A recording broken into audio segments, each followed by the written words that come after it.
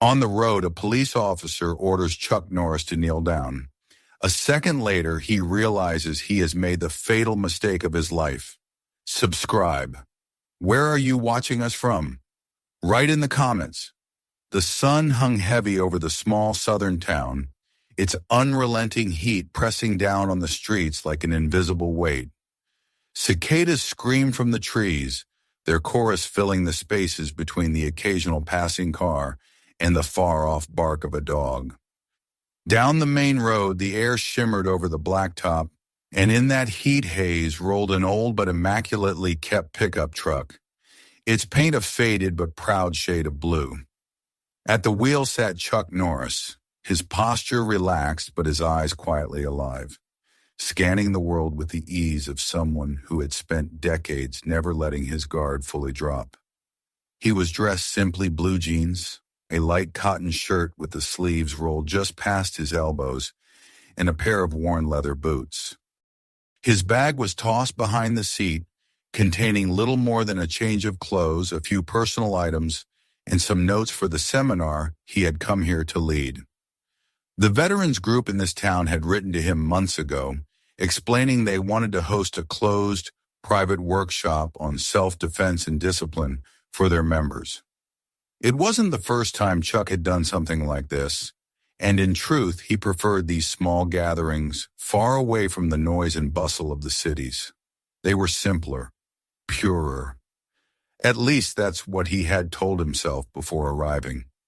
The moment he crossed the modest welcome sign announcing the town's name, he'd noticed it. There was an atmosphere here, subtle but unmistakable.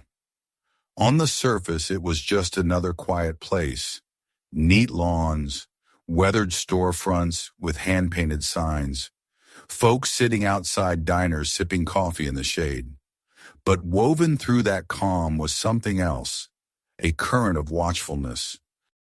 People glanced at his truck as he drove by, then quickly looked away.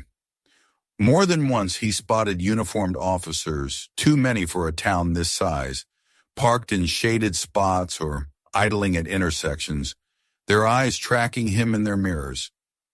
It was the third set of those eyes that caught his attention. In his rearview mirror, a black and white cruiser slid into view and held steady a few car lengths back. No siren, no rush, just a quiet shadow. Chuck kept driving, maintaining the speed limit precisely, his hands loose on the wheel, his gaze forward.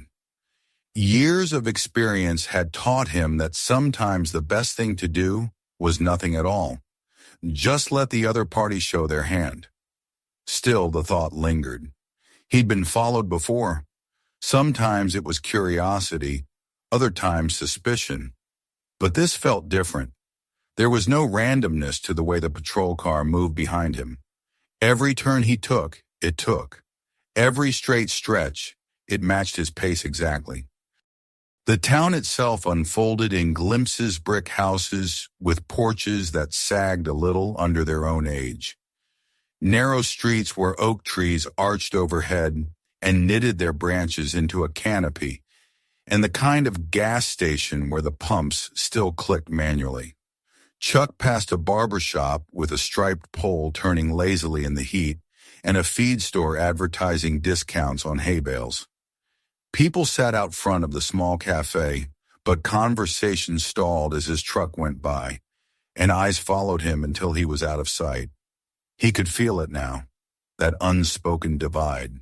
This was the kind of place where everyone knew everyone else, and an outsider, especially one driving alone, looking like he belonged to no one, was noticed instantly.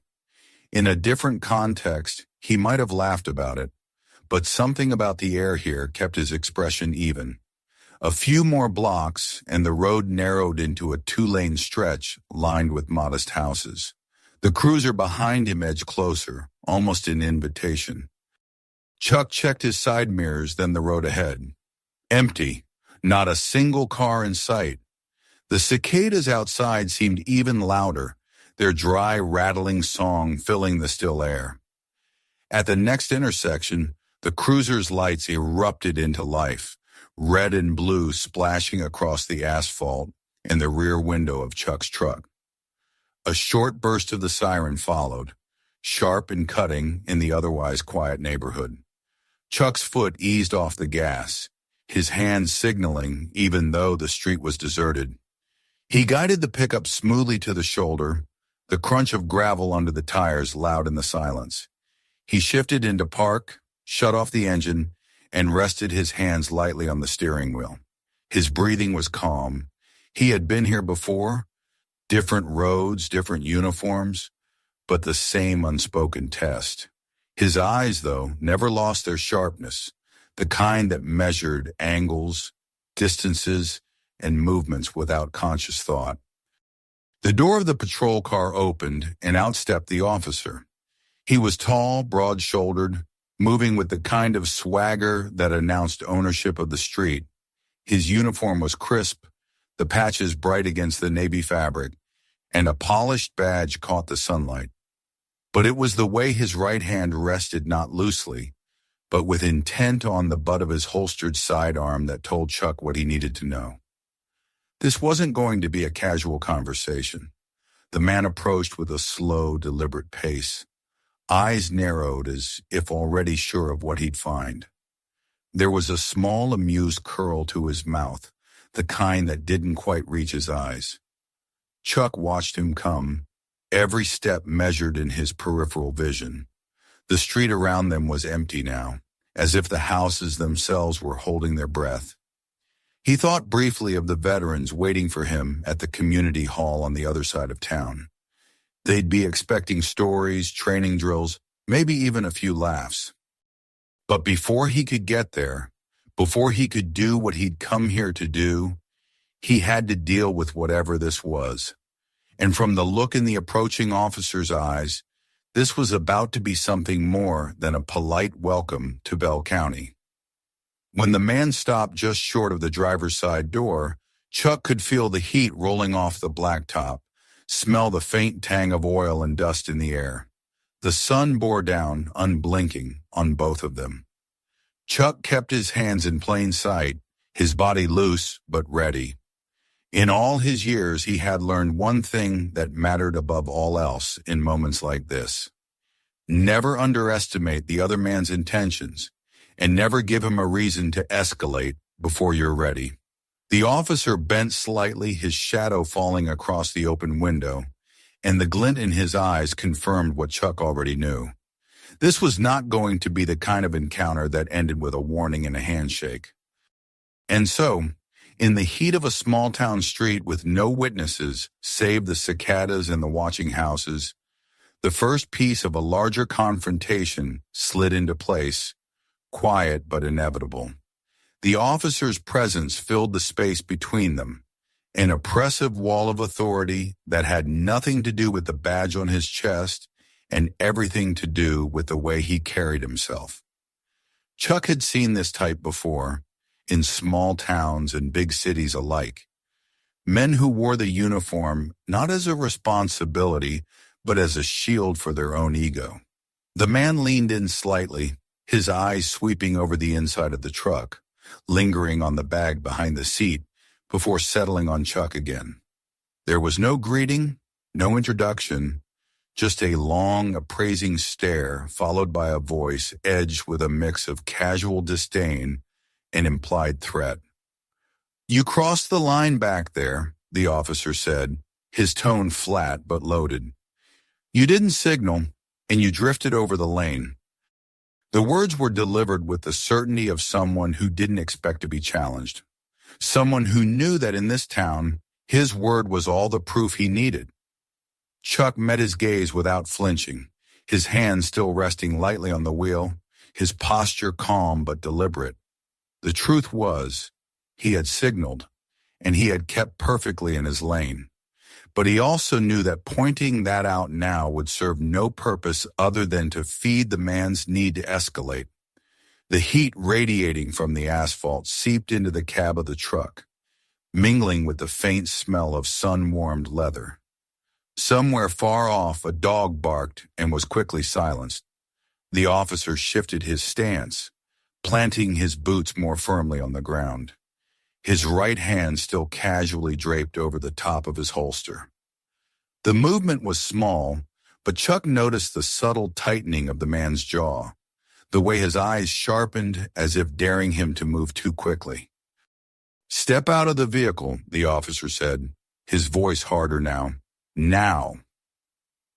It wasn't a request, and it wasn't the kind of order that left room for questions. Chuck's fingers flexed slightly on the steering wheel. He could feel the moment tightening around them, that thin line between compliance and confrontation drawing closer with each heartbeat. Slowly, he moved his right hand toward the door handle, making sure the motion was unhurried and visible. The officer stepped back half a pace, not out of courtesy, but to give himself space, his legs shifting into a wider stance. It was the stance of someone preparing for the possibility of resistance. Chuck opened the door and stepped out, the heat from the pavement seeping through the soles of his boots almost immediately. The sun was merciless overhead, and the brightness made him squint as he straightened to his full height. The man's eyes scanned him from head to toe, lingering on the lines of muscle still evident beneath his shirt, the posture that spoke of balance and readiness rather than submission. It seemed to irritate him. "On your knees," the officer said, the words abrupt, the tone sharpened to a point. "Hands on your head." The order hung in the hot air, heavy with the intent to strip away dignity. Chuck looked at him for a long moment, reading the challenge there, but he said nothing. The situation wasn't ripe yet, and reacting now would only feed the script this man seemed determined to follow. From the corner of his eye, Chuck caught movement. Another cruiser rolled into view from the far end of the street, its engine low and steady. Lights off, but clearly here for the same purpose. It came to a stop at an angle that blocked off the road entirely. Two more officers stepped out, one tall and wiry, the other heavier with a shaved head. They moved without hurry, but there was a precision to their approach that made it clear this wasn't a random backup call. They were here for him. The first officer's mouth curled just slightly at the arrival of his colleagues, as if the pieces of his plan were settling neatly into place. The two newcomers took positions without speaking, one slightly behind Chuck, the other to his left, forming an uneven triangle that left him with no easy path out. Their eyes didn't just watch him, they measured him, their hands hovering near the tools on their belts, ready to make the first move if given the slightest excuse. The street had gone unnaturally still. Curtains in a nearby window shifted just enough to betray a watcher inside. A screen door creaked open somewhere down the block before closing again. Chuck could feel the weight of those unseen eyes, the way small towns held their breath when something was about to happen. The officer in front of him, clearly the one in charge, took a step closer, close enough now that Chuck could smell the faint trace of aftershave beneath the heat and leather. "You heard me," the man said, his voice low but caring. "Knees. Hands on your head." The second officer to Chuck's left adjusted his stance, the shift of his boots on the pavement scraping against the silence. The one behind him was still, too still, the kind of stillness that came before a sudden grab. Chuck kept his breathing even, his expression calm, but every muscle was mapping the space around him, calculating angles, distances, and options. It was a familiar pattern, this kind of encounter pressure applied in stages, testing for compliance, pushing a little further each time until the other man either broke or reacted in a way that could be framed as aggression. Chuck had no intention of giving them that satisfaction, but he also wasn't about to let them write the script entirely. Timing would be everything. The leader took another step in, his shadow now cutting across Chuck's boots.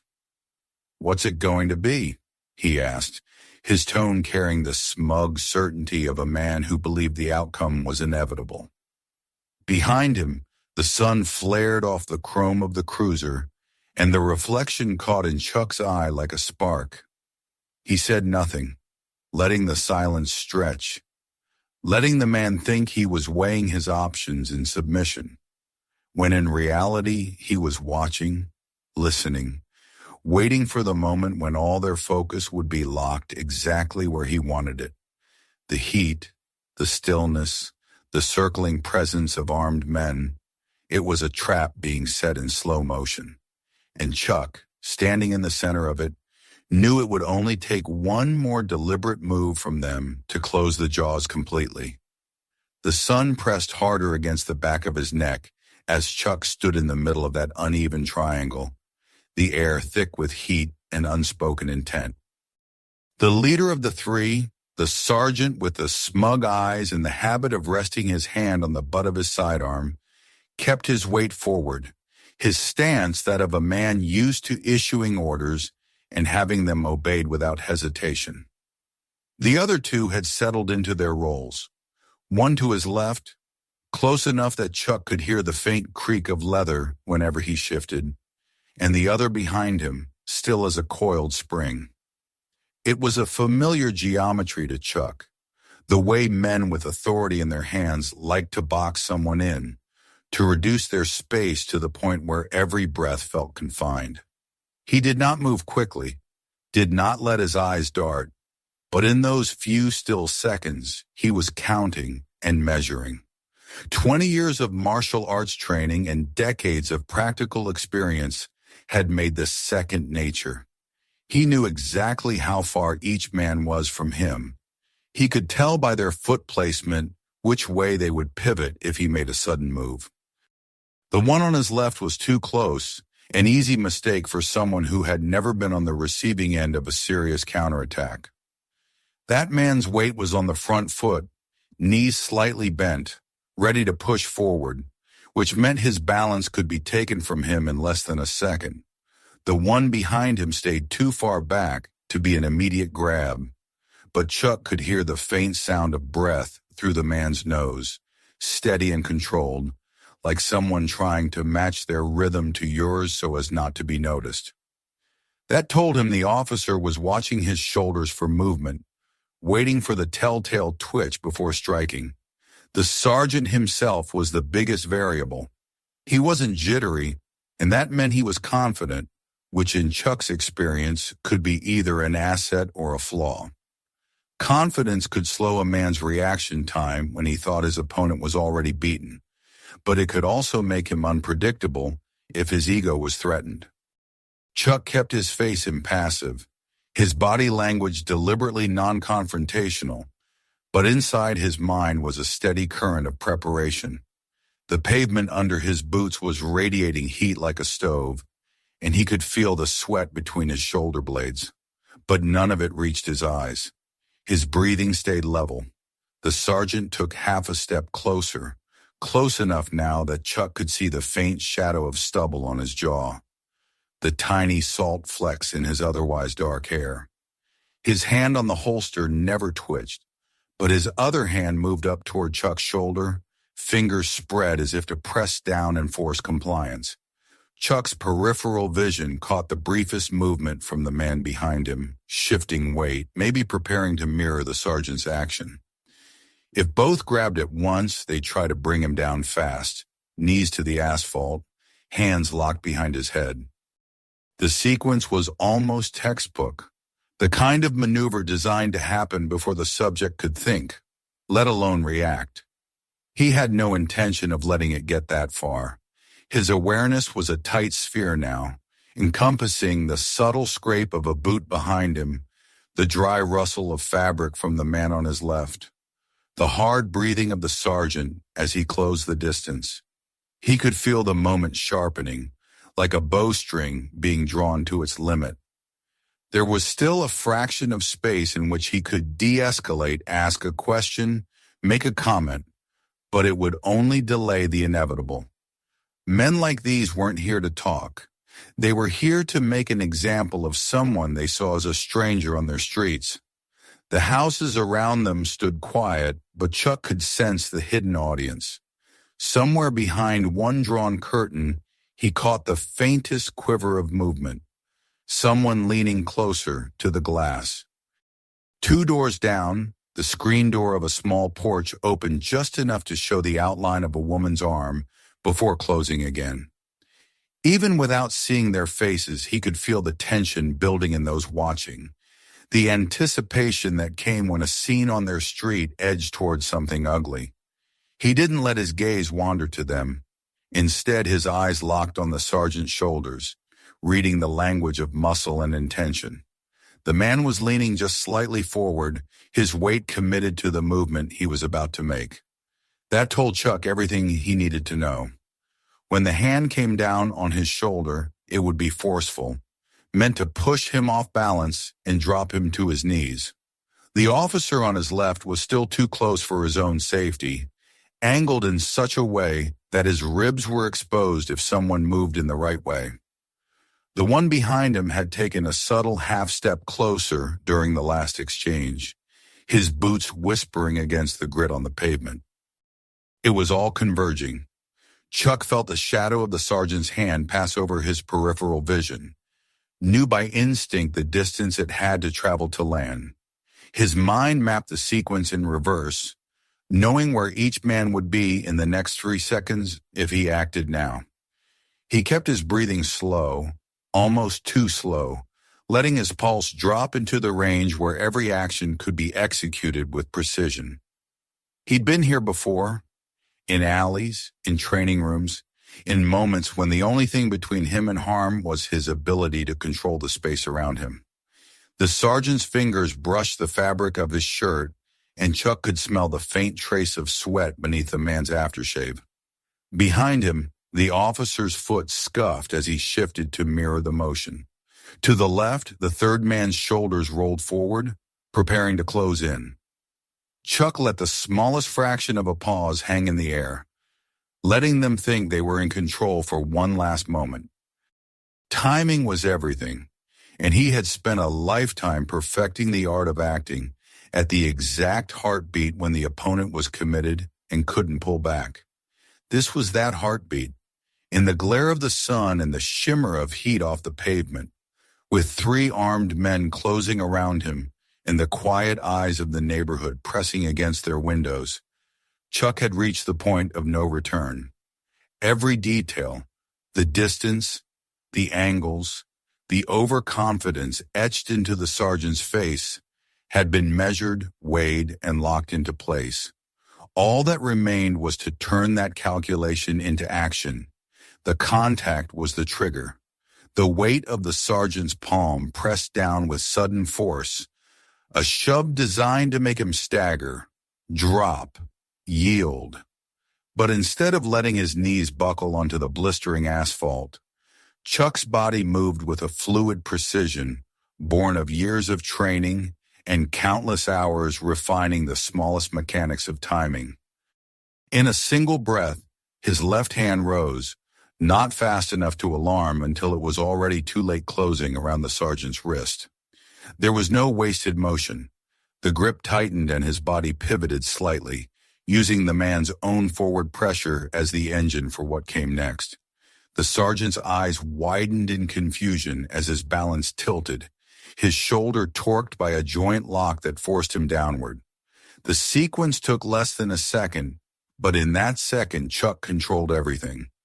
His foot shifted to anchor his stance, his grip applying the exact amount of force to send a pain signal through the sergeant's arm without causing lasting damage.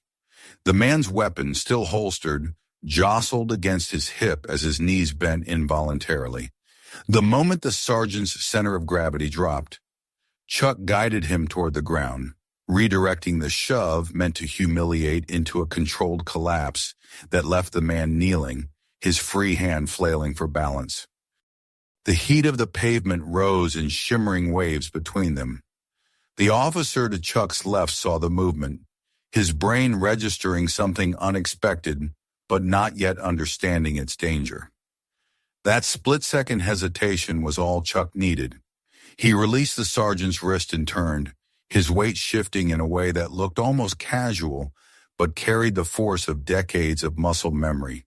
His elbow drove backward into the officer's midsection, targeting the solar plexus with surgical accuracy. The air left the man's lungs in a single audible rush, his posture folding forward in shock.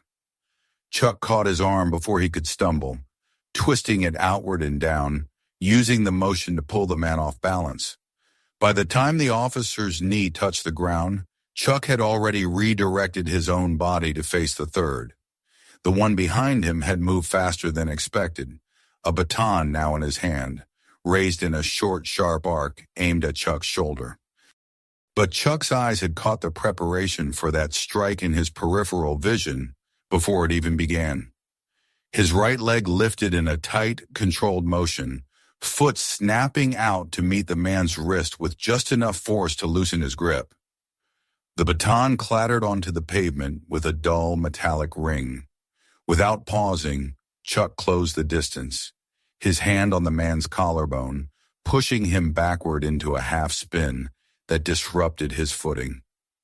The officer's boots scraped against the asphalt, searching for traction, but by the time he found it, Chuck's arm was guiding him into a simple, clean sweep that brought him to the ground without the need for a strike.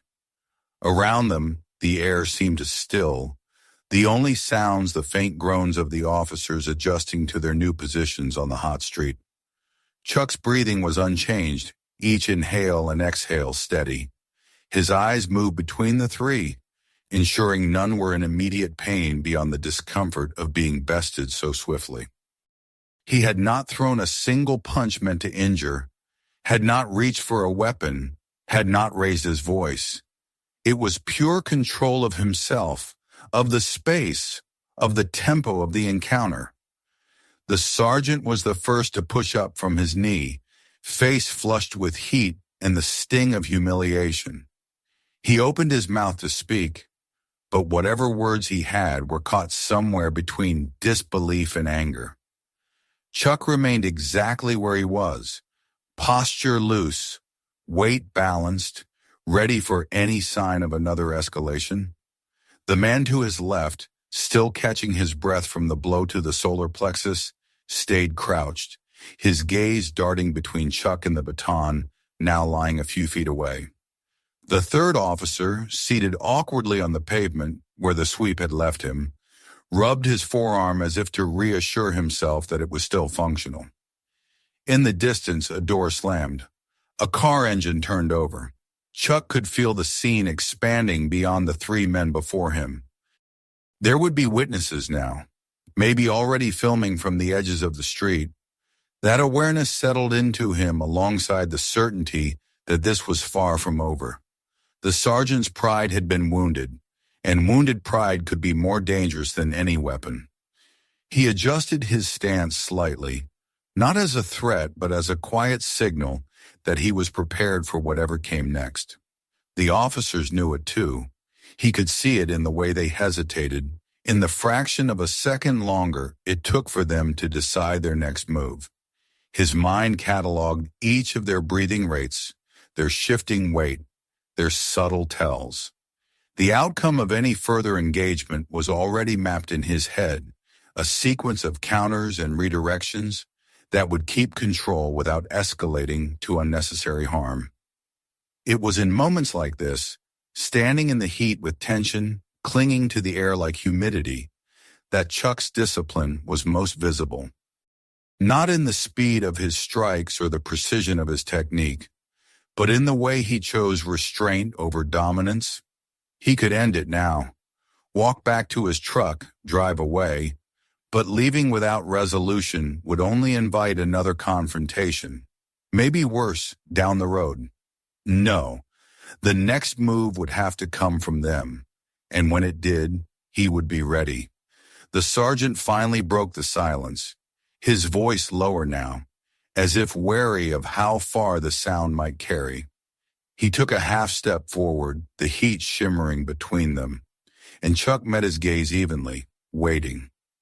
In the man's eyes was the flicker of something more complex than simple hostility and awareness, however reluctant, that he had underestimated the stranger standing in front of him.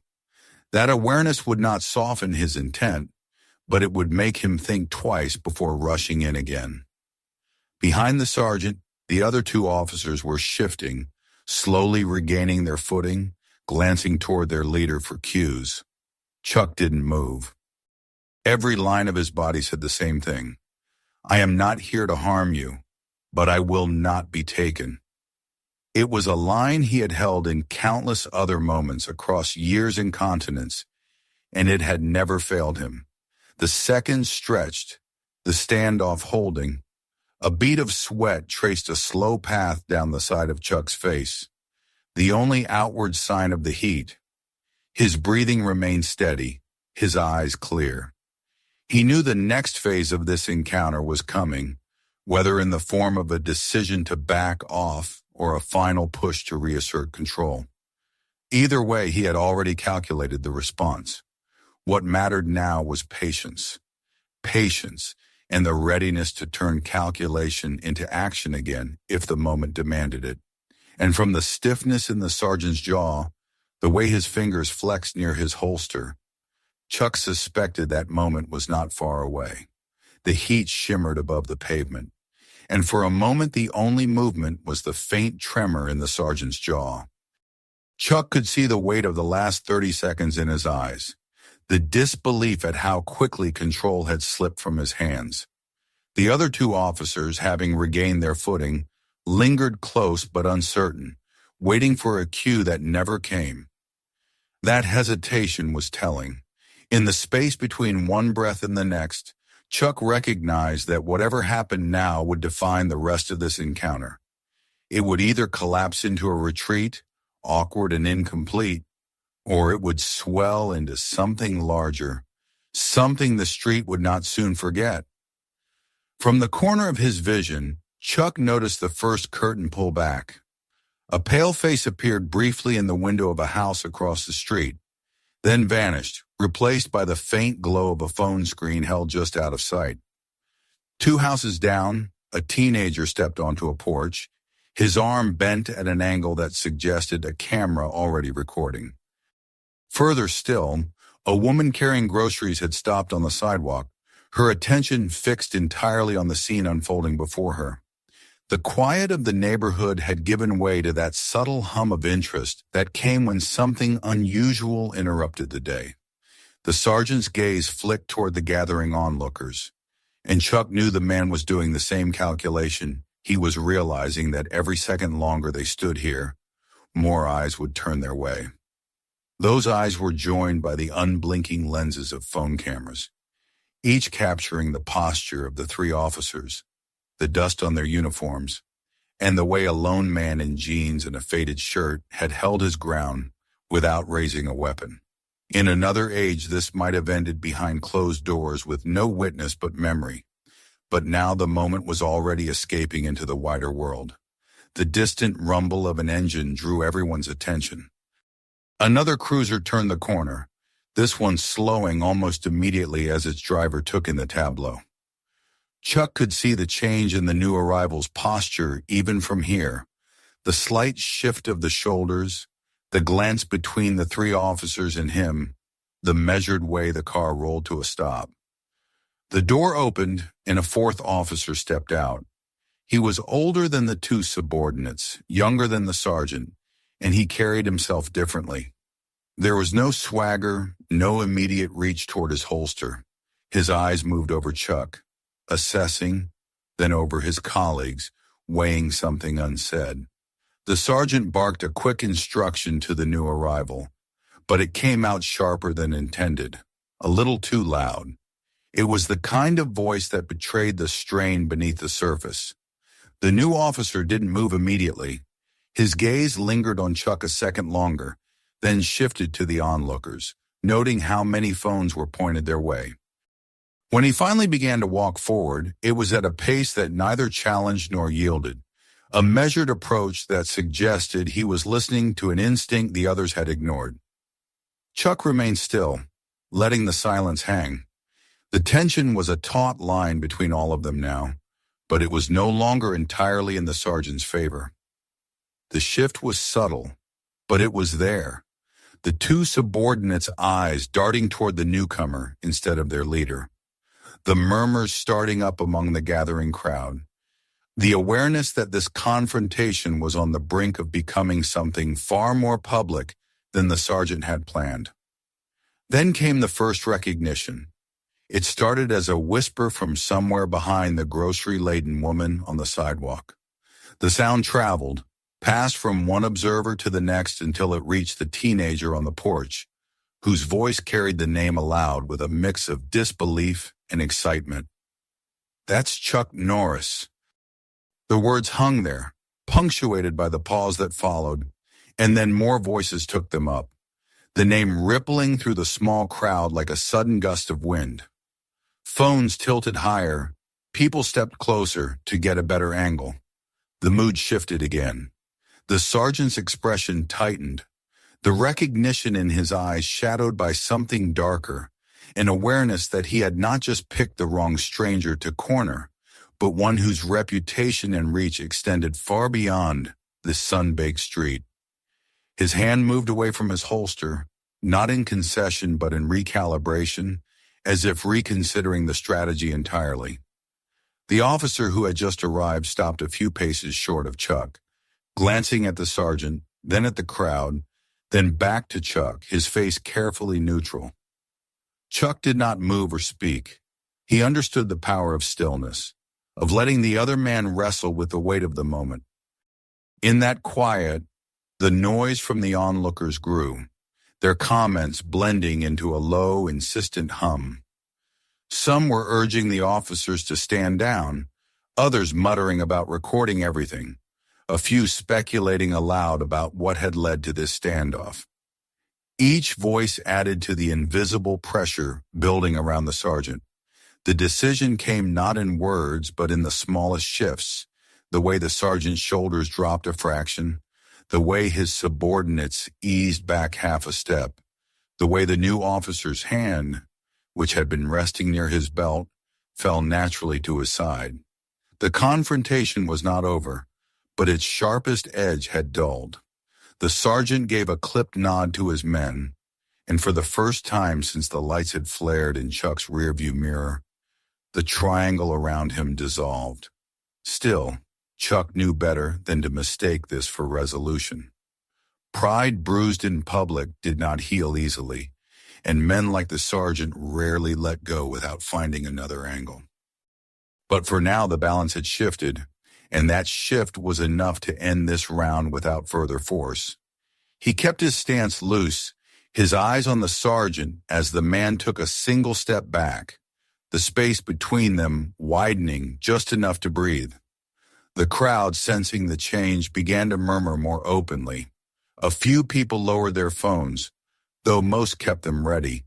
The teenager on the porch leaned forward as if hoping for one last burst of action to capture. But when none came, his posture relaxed. The grocery-carrying woman shifted her bags, glancing between Chuck and the officers as though she too was trying to decide if she had just witnessed the end or only a pause. The new officer spoke then, his tone even but caring enough to reach the crowd. "We're done here for now." He looked at the sergeant, holding his gaze just long enough to make it clear that this was more than a suggestion. The sergeant's jaw worked, but he didn't argue. Instead, he turned slightly, addressing his men with a terse command that sent them moving toward their cruisers. The movement was reluctant, but it was movement nonetheless. Chuck did not turn his back until the doors of the patrol cars had shut. Even then, he remained where he was for a moment longer, letting the image settle in the minds of those watching. The man who had stood his ground, unarmed, unmoved, and unbroken. When he finally stepped toward his truck, it was with the same unhurried pace he had used when stepping out of it. The message was clear. Not a retreat, not a victory lap, simply the continuation of a journey interrupted, but not derailed. As he reached the driver's side door, he could feel the weight of eyes still on him, the silent exchange of looks between neighbors, the quiet recalculations happening behind badge and camera lens alike. He slid into the seat, started the engine, and let it idle for a moment before pulling away. In the rearview mirror, The street was shrinking, the crowd dispersing, the cruisers turning off in separate directions. But he knew the real turn had happened, not in their positions on the street, but in the shift of perception, his, theirs, and perhaps even the sergeant's. The road ahead stretched quiet and sunlit, the town's edges drawing closer. Chuck kept his hands steady on the wheel, his mind already measuring what had just happened against what might come next. He had felt the change in the air as surely as he felt the heat radiating through the windshield. This wasn't finished. The sergeant's eyes had promised as much, and Chuck had learned long ago to trust such promises. The next move would come, and when it did, he would be ready. The road out of the neighborhood was narrow, lined with sagging mailboxes and yards where the grass grew uneven in the August heat. Chuck let the truck roll at an unhurried pace, the hum of the tires and the steady rumble of the engine giving him a rhythm to think against. The confrontation still replayed in his mind, not in quick flashes, but in long, deliberate frames, the way a fighter replays a bout to see each opening and misstep. Every detail mattered, the way the sergeant's stance shifted when the crowd began to recognize him, the hesitation in the younger officer's eyes, the arrival of the fourth man who had chosen caution over escalation. Chuck didn't need to guess that there would be fallout. Men like the sergeant didn't accept public embarrassment without finding a way to even the scales. The town itself was quiet, almost deceptively so. He passed a shuttered gas station with peeling paint and a hand-lettered sign warning about trespassers. A dog barked somewhere beyond a chain-link fence, then went still as he drove on. On the far end of Main Street, the American flag above the post office hung limp in the still air. The whole place had the look of a town caught between pride in its traditions and the slow erosion of time, the kind where reputations lasted longer than buildings. Chuck knew this was the kind of environment where power structures were tightly woven and grudges could stretch for years. By the time he reached the small bed and breakfast where he'd been staying, he had already considered half a dozen possible moves the sergeant might make. Some were obvious traffic stops, random inspections, quietly encouraging certain people to avoid working with him during his time in town. Others were subtler, planting rumors, questioning his intentions for being there, using the badge to turn respect into suspicion. He wasn't new to this kind of game, but he understood the stakes here were different. This wasn't a competition in a controlled ring, and there were no referees to step in if things went too far. The owner of the place, a gray-haired woman named June, was standing on the porch when he pulled in. She had the kind of face that could hold worry without collapsing under it. Chuck could tell from the way her lips pressed into a thin line that she had already heard about what had happened. Word traveled fast in towns like this, faster still when it involved law enforcement in a public spectacle. She didn't ask for details. Instead, she stepped aside so he could pass, her eyes flicking to the street as if expecting someone to follow him in. He gave her a nod, an unspoken reassurance that he was fine, and went inside. That evening, as the sun bled into the horizon and the cicadas began their chorus, Chuck sat on the porch with a glass of water and watched the street. It was quieter than he expected, but he knew quiet didn't mean safe. Two cars he didn't recognize passed by slowly, their drivers glancing just a moment too long at the house before moving on. A third one stopped at the corner, idled for a few seconds, then rolled away without turning. These were probes, not yet confrontations, reminders that eyes were still on him. It was the second night when the next move came. Chuck had gone into town for a late dinner, choosing a small diner on the edge of the main strip. He noticed the shift in the air the moment he stepped inside. Conversations that had been loud and easy moments before grew subdued, glances flicking toward him with a mix of curiosity and something sharper. At the counter, a man in a tan uniform nursed a cup of coffee without drinking from it. His badge caught the light as Chuck passed, and the nameplate told him all he needed to know, one of the sergeant's men. The man didn't speak, just watched as Chuck found a booth near the back. Halfway through his meal, two more uniforms appeared at the door. They didn't sit. Instead, they walked the perimeter of the diner slowly, making sure everyone saw their presence. Chuck didn't look up from his plate. He didn't need to. Their boots on the tile told him everything. The speed of their steps, the pause near his booth, the way one of them shifted his weight as if waiting for a signal. When none came, they left. But the message was clear. We're still here. The real turning point came the next morning when Chuck received a call from an old contact in federal law enforcement. The man had seen the grainy cell phone video that was already spreading online. It wasn't just the crowd in that neighborhood anymore.